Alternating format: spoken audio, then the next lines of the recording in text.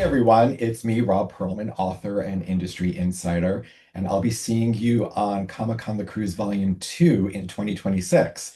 I'm really happy to introduce someone who's going to be joining us on the cruise, Anthony Marquez. Hey, Anthony. Hey Rob, really glad to be here and really excited to be on Comic-Con The Cruise Volume 2 Oh, coming up this January. yeah, really exciting. Why don't you tell us a little bit about yourself and how you came to be associated with the Joe Kubert School?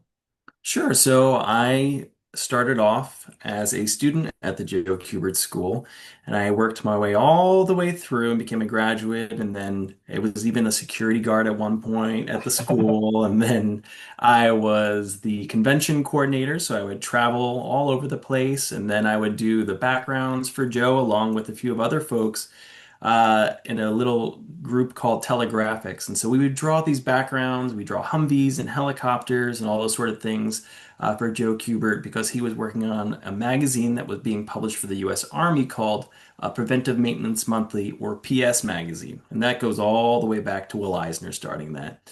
And then from there, once I graduated, I went into editorial work at DC Comics and then started freelancing once I kind of moved on from that, and I haven't stopped ever since. And then, as the years went by, eventually I worked my way in as an instructor at the Kubert School as well.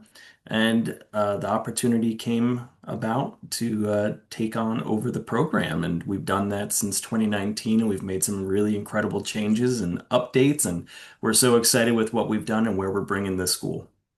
That's fantastic. Let's take a step back. Can you talk a little bit about who Joe Kubert is?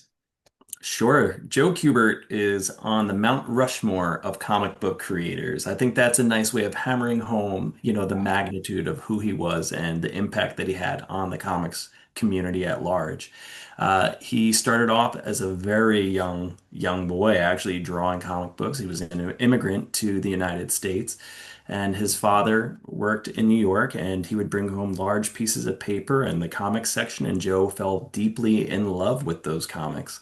And then from there, he decided that that's what he wanted to do. So he had a friend that worked, who knew somebody that worked in comic books. And so he wound up meeting that individual. And from there, it just kind of bloomed fully. And he started working at the ripe age of, and it does change from time to time. You'll hear anywhere from like 11 to 16.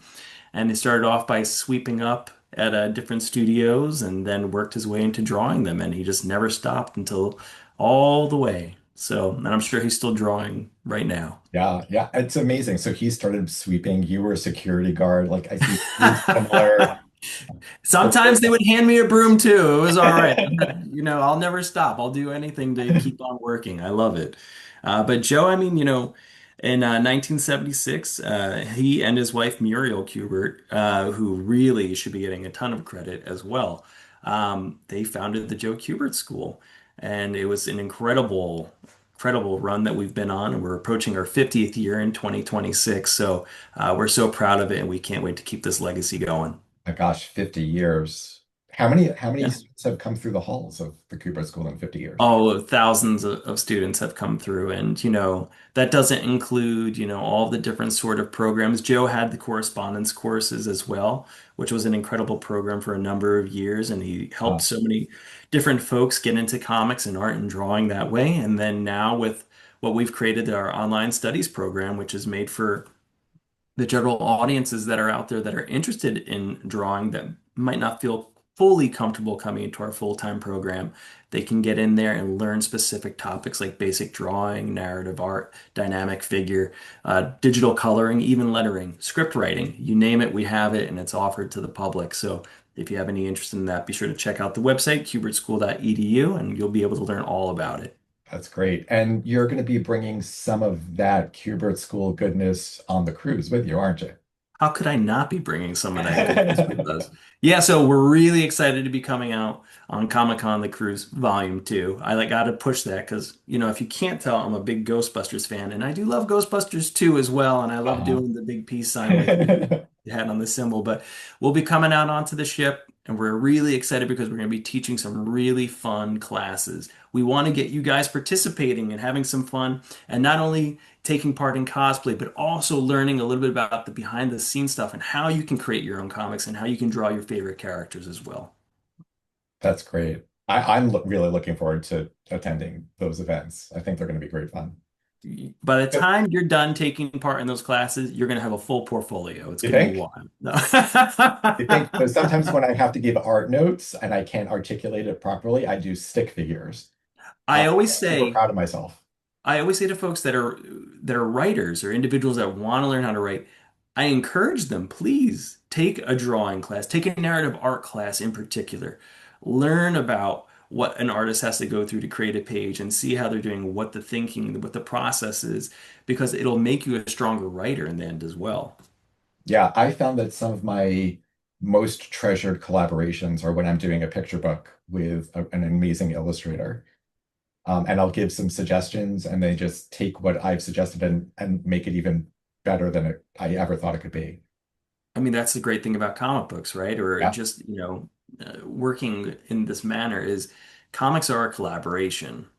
Mhm. You're always going to hear who's more important, this one or that one. And I go, well, you know what? You can't have one without the other. Yeah. So it's a collaborative product. We all work together. And it's not even just the writers and the artists. You have the colorists, you have the letterer. The letterer is so important. Yeah. The editorial team, the production team, the marketing team, everybody is involved in it. And it's something that I love. And that's what makes comic books so unique and special and it really stands out on its own. And so I love comic books, and I can't wait to be there to talk about it. So tell us about some of your favorite comic book illustrators, colors, letters. Who Sure. inspires you? Yeah. I love to Oh, hear this so stuff. as a kid, we had some really cool stuff going on back in the long, long days of yore. But growing up, we had a very small event, very little traction on it called the Death of Superman. Not many people knew that. I'm just being Death of sarcastic. Superman. Yeah, I very, must have missed very, that. nobody knows about that. No, but I mean, that was huge, right? I mean, Yeah. I remember, it came out on a day where there was nothing going on in the news. And Mhm. so it was the news. Everybody wanted to know about it. Oh, yeah. And I was in love with Dan Jurgens' artwork. Dan was, my end all be all Superman artist growing up. And I still think so fondly of his work. I think he's just an incredible artist. And as I got older and I worked in editorial, I got to meet him. He's an even better guy. Ah, that's good. He's a fantastic person. So Dan is, of course, one of my huge influences. The Kuberts are all influences on me. Joe, Adam, and Andy. I love all of their work. Then you've got Darwin Cook, Dave Bullock. I love Bruce Timm, Shane Ah, Glines. These are all just absolutely fantastic artists. I mean, John Romita Jr., John Byrne. I mean, you can't Paul Smith. There's so many folks, and as you go through your time as an artist, I mean, Jack Kirby, how do I not mention Jack? There's so many people. It's almost impossible not to just say that you just are an appreciator of the entire thing, of comic yeah. art. Yeah. I just love it. So, It's remarkable. yeah. So I absolutely hate it when people ask me this question, uh, but I'm going to ask you this question. Who's your favorite comic book character? Oh, without a doubt, Superman. Oh, that was easy. Yeah, no, Superman is by far my favorite comic book character. Then you get into like Batman, he's probably, he's definitely a two. He's not my first, but then Batman. After that, I like Spider-Man. I love Captain America. Uh, All those sort of characters. I really love those classic characters. They're just so much fun, and I love getting the opportunities to draw them. So when had the opportunity to draw Batman, that was the dream come true. And then I got to draw Superman, and that was a whole other, next level dream come true for me. And I've gotten to do some stuff with Green Lantern recently, and now I'm currently working on another really cool project that I can't wait, which will be out in time for Comic-Con the cruise. So I'm really excited about that one too. It's definitely super. ah, Ah, yeah. See what I did there? A ah. little wordplay. Yeah. Well, when we see each other on board, we're gonna have to trade Superman stories because I got to write for him in a picture book. Oh, that's incredible. That must have been It, so much fun. it was so much fun. I did Superman and Lois and Superboy and even Crypto. It was very exciting. The thing with Superman and a lot of those kind of characters, right, is it's very easy to hear them, if Yeah. that makes sense. Hmm.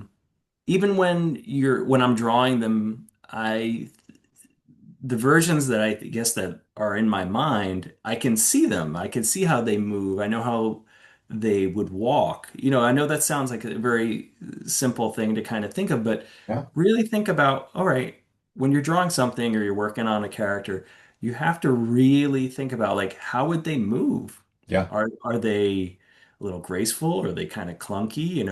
How would Superman walk? What kind of a person is he? So that's one of the fun things with the movies or the cartoons or anything that you really like. But in comics, you can find so many unique versions of these characters done by so many incredible artists, and they all put their own flavor because they have their own way of thinking of these characters. So you're getting to spend time not only with the character, but with the artist and how they envision these characters too. So Yeah. I love it. It's what an honor and a privilege to be part of It it. is. It really, I love the fact that I get to be a giant kid every single day. Yeah. Yeah. Yeah. It's pretty great. So, is this your first cruise? This is my first cruise. I have never done this before.